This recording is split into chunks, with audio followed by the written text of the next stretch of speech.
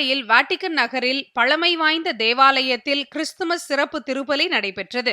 கத்தோலிக்க திருச்சபை தலைவர் போப் 14ஆம் லியோ தலைமையில் நடைபெற்ற இந்த திருப்பலியில் ஏராளமானோர் கலந்து கொண்டு பிரார்த்தனை மேற்கொண்டனர். இயேசு கிறிஸ்துவின் பிறப்பை நினைவூட்டும் வகையில் சிறப்பு பாடல்கள் பாடப்பட்டன. கிறிஸ்துமஸ் விழாவை ஒட்டி தில்லியில் உள்ள கத்தீட்ரல் தேவாலயத்தில் நடைபெற்ற திருப்பலியில் பிரதமர் நரேந்திர மோடி கலந்து கொண்டார். அங்கு நடைபெற்ற கிறிஸ்துமஸ் இசை நிகழ்ச்சியை உற்சாகத்துடன் கேட்டு ரசித்தார்.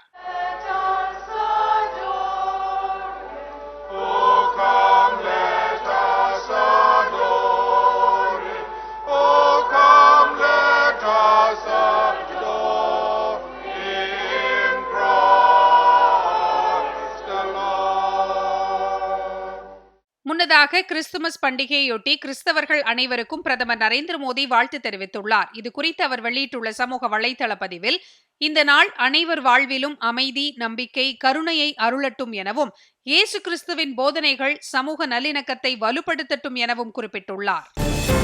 முன்னாள் பிரதமர் பாரத் ரத்னா அடல் பிஹாரி வாஜ்பேயின் பிறந்த நாளையொட்டி தலைநகர் தில்லியில் உள்ள அவரது நினைவிடத்தில் குடியரசுத் தலைவர் திரௌபதி முர்மு, குடியரசு துணைத் தலைவர் CP ராதாகிருஷ்ணன், பிரதமர் நரேந்திர மோடி உள்ளிட்ட தலைவர்கள் மரியாதை செலுத்தினர்.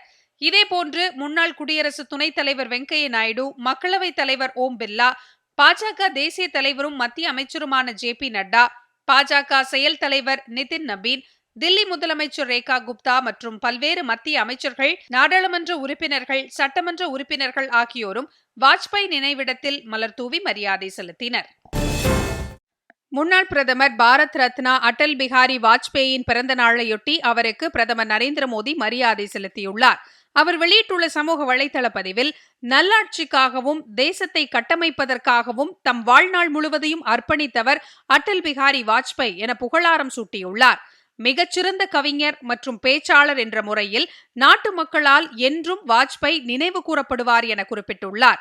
அவரது கடின உழைப்பு, தலைமைத்துவம் ஆகியவை அனைத்து துறைகளிலும் வளர்ச்சியை முன்னிறுத்தும் தேசத்தின் இலக்கிற்கு தொடர்ந்து கலங்கரை விளக்கமாக திகழ்வதாக புகழாரம் சூட்டியுள்ளார். வாஜ்பேயின் பிறந்த நாளையொட்டி மத்திய தகவல் மற்றும் ஒலிபரப்புத்துறை இணையமைச்சர் எல் முருகன் வெளியிட்டுள்ள சமூக வலைதள பதிவில், வாஜ்பாய் ஆட்சி காலத்தில் தேசத்தின் உள்கட்டமைப்பு வளர்ச்சி என்பது அளப்பரியதாக விளங்கியது என கூறியுள்ளார். தொழில்நுட்ப வளர்ச்சியை ஊக்குவித்ததுடன் போக்குவரத்து பரிமாற்றங்களை எளிமையாக்குவதற்காக தங்க நாற்கர சாலைகளை அமைத்து காட்டியதையும் நினைவு கூர்ந்துள்ளார். அணுசக்தி நாடுகளுக்கு இணையாக இந்தியாவை உருவாக்கும் வகையில் போக்ரான் அணு ஆயுத சோதனையை நிகழ்த்தி காட்டியவர் எனவும் புகழாரம் சூட்டியுள்ளார். கடலூர் மாவட்டத்தில் உள்ள சிதம்பரம் நடராஜர் கோவிலில் மார்கழி ஆருத்ரா தரிசன விழா இன்று கொடியேற்றத்துடன் தொடங்கியது. இதனையொட்டி நடைபெற்ற சிறப்பு பூஜையில் ஏராளமானோர் கலந்து கொண்டு சுவாமி தரிசனம் செய்தனர்.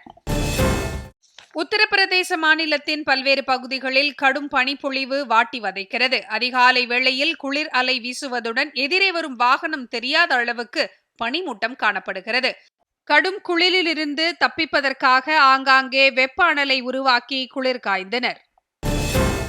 மகாராஷ்டிரா மாநிலத்தில் உள்ள நவி மும்பை சர்வதேச விமான நிலையத்தில் வணிக ரீதியிலான விமான சேவை தொடங்கியது. இதையொட்டி முதன்முதலாக இங்கிருந்து புறப்பட்டு சென்ற மற்றும் வருகை தந்த விமானங்களுக்கு பாரம்பரிய முறைப்படி தண்ணீரை பீச்சி அடித்து வணக்கம் செலுத்தப்பட்டது. VBG ராம்ஜி திட்டம் குறித்து பொய்யான தகவல்களை மட்டுமே திமுக அரசு மக்களுக்கு தெரிவித்து போராட்டங்களை நடத்தி வருவதாக பாஜக மாநில தலைவர் நயினார் நாகேந்திரன் குற்றம் சாட்டியுள்ளார். தமிழகம் தலை நிமிர தமிழனின் பயணத்தின் ஒரு பகுதியாக கிருஷ்ணகிரியில் பிரச்சாரம் மேற்கொண்ட அவர், தமிழக மக்களுக்கு 525 பொய்யான வாக்குறுதிகளை அளித்து ஆட்சிக்கு வந்த முதலமைச்சர் மு க ஸ்டாலின் தற்போது வரை 25 வாக்குறுதிகளை கூட நிறைவேற்றவில்லை என்றார். VBG ராம்ஜி திட்டத்தின் கீழ் வேலை நாட்கள் 125ஆக உயர்த்தப்பட்டுள்ள நிலையில் திமுக அரசு அதனை மறைத்து மக்களை திசை திருப்பி வருவதாக நயினார் நாகேந்திரன் குற்றம் சாட்டினார். புதுச்சேரி அரசு ஊழியர்களுக்கான சம்பள கணக்கிற்கான புரிந்துணர்வு ஒப்பந்தத்தில் பாரத ஸ்டேட் வங்கி அதிகாரிகளும் அரசு அதிகாரிகளும் கையெழுத்திட்டனர். புதுச்சேரி அரசு, மாநில அரசு சம்பள கணக்கு மற்றும் காவல்துறை சம்பள கணக்கு ஆகியவற்றிற்காக பாரத ஸ்டேட் வங்கியுடன் புரிந்துணர்வு ஒப்பந்தம் கையெழுத்திட்டுள்ளது. புதுச்சேரி அரசின் தலைமை செயலாளர் ஷரத் சௌஹான், பாரத ஸ்டேட் வங்கியின் சென்னை வட்டார தலைமை அலுவலகத்தின் பொது மேலாளர் ஹரிதா பூர்ணிமா ஆகியோர் முன்னிலையில் இந்த ஒப்பந்தம் கையெழுத்தானது. இந்நிகழ்வில் அரசு தரப்பு மற்றும் பாரத ஸ்டேட் வங்கியின் உயர் அதிகாரிகள் கலந்து கொண்டனர். இந்த ஒப்பந்தம் குறித்து பேசிய பாரத் ஸ்டேட் வங்கி புதுச்சேரி மண்டல மேலாளர் நடராஜன் விளக்கினார்.